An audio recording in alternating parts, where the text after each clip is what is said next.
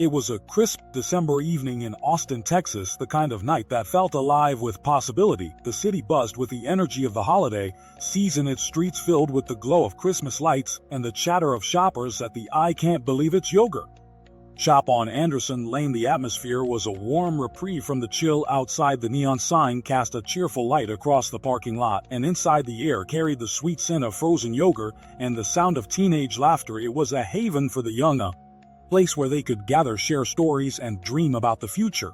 But on December 6, 1991, that haven would become a nightmare, one that would shatter lives and leave a city forever changed.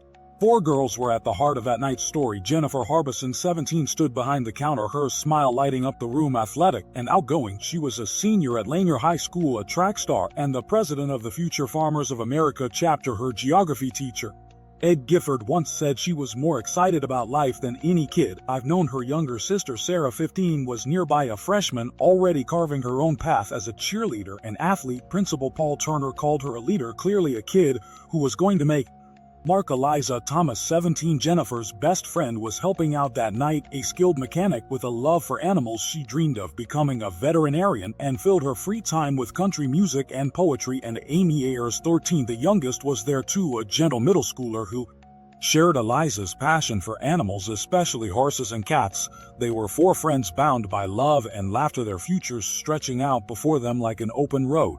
For Sarah and Amy, that Friday was special. It was their first taste of independence, allowed to hang out at the mall without adults. Jennifer had dropped them off earlier, promising to drive them home after her shift. As 11 p.m. approached and the shop prepared to close, the crowd thinned, but two men lingered at a corner table, their presence out of place. Older than the usual, teenage customers in their late 20s or early 30s. They leaned close, whispering, as if guarding a secret. One with short, dirty blonde hair and standing about 5'6" kept reaching into a paper bag between them. The other, larger, wore a bulky coat. Customers later recalled their odd behavior, the way they seemed to watch the room. Meanwhile, another man, perhaps a third, spent an unusually long time in the back bathroom before slipping out, leaving the exit unlocked. The girls, busy with their tasks, didn't notice the danger creeping closer.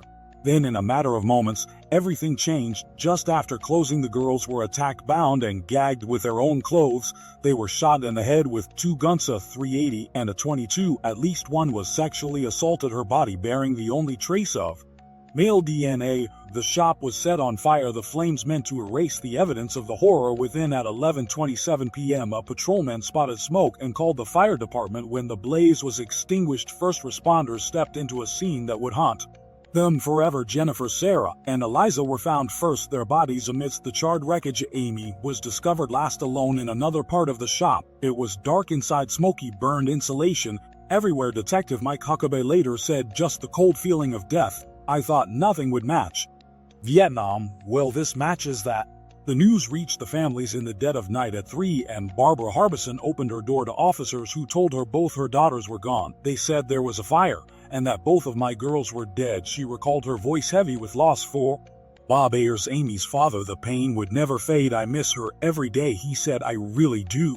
The Austin Police Department threw everything into the investigation, desperate to find the killers. They interviewed hundreds, customers, employees, anyone who might have seen something. The two men at the table became the focus, their suspicious behavior etched in witnesses' memories. But they were ghosts, slipping away without a trace. 8 days later, a lead emerged. 15-year-old Maurice Pierce was caught at Northcross Mall with a .22 caliber gun. He confessed, naming 3 friends, Forrest Welburn, Robert Springsteen, and Michael Scott, as accomplices. Detectives wired him to talk to one of the friends, but the confusion in the friend's voice suggested Pierce was lying. All 4 were questioned and released, the evidence too thin to hold them still. Pierce's gun, not at investigator suite, was he carrying it? The case spiraled into a maze of dead ends. A man seen in a car outside the shop that night drew suspicion, his sketch eerily similar to one from a recent rape case. He and another suspect were later caught in Mexico and confessed, but their story unraveled. Wrong gun, wrong details. American investigators dismissed it as coercion. "We looked at everybody from family members to drifters," said Detective John Jones, who led the effort until he left the Homicide Division in 1994, the case still gnawing at him. Years passed and the trail grew cold. Then, in the late 1990s, a new team of detectives circled back to Pierce and his friends after grueling interrogations. Scott and Springsteen confessed. Charges against Pierce and Welburn were dropped when they refused to break, but Scott and Springsteen faced trial. They wouldn't testify, so prosecutors pitted their confessions against each other. Both were convicted, sentenced to death based solely on those words. No physical evidence tied them to the scene. But justice proved fleeting. In 2009, the convictions were overturned. The court ruled that using the confessions violated their rights, and the DNA from the crime scene didn't match any of the 4 allegations. Surface coerced confessions. A gun held to Scott's head during questioning. The state declined to retry them, and they walked free. The DNA led to an FBI database, a partial profile hinting at a federal convict, but advanced testing ruled him out. His name kept secret. The truth remained out of reach. The families were left broken. My family never talked about my sister after she died, said Sonora Thomas, Eliza's sister. It's too painful. Barbara Harbison carried the weight of losing both daughters, while Bob Ayers clung to memories of Amy. Austin itself was scarred. Its sense of safety shattered. The yogurt shop murders became a dark legend, a wound that wouldn't heal. Scholarships and memorials honored the girls, but answers stayed elusive.